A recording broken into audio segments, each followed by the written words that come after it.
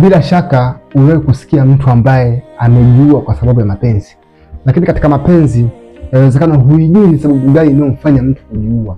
Sasa sababu huwa ni moja, uende China, uende Marekani, uende Japani, uje Tanzania, uje Kenya, lakini sababu huwa inabaki ile ile, kujitoa sana bila kupata matokeo ambayo uliyatarajia.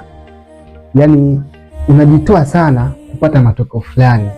Sasa ile matokeo usipoyapata, hayo matokeo yanakupelekea kujiua.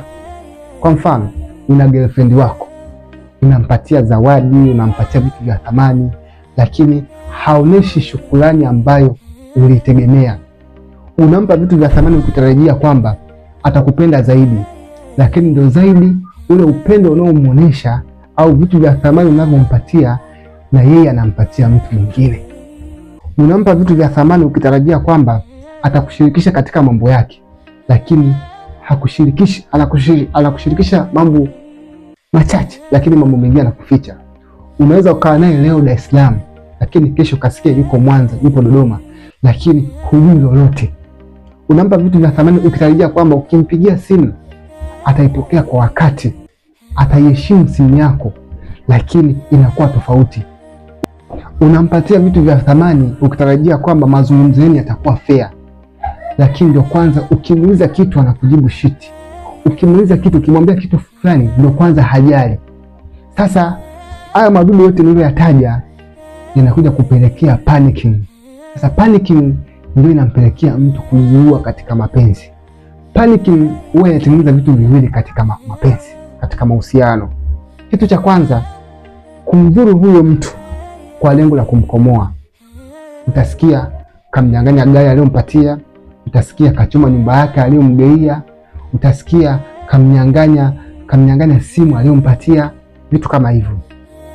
Pili, kwenye kumdhuru anaweza kumuua yeye mwenyewe kwa lengo la kumkomoa. Jambo la pili, kumdhuru yeye na kujidhuru yeye. Yaani unamdhuru afu baadaye unajidhuru.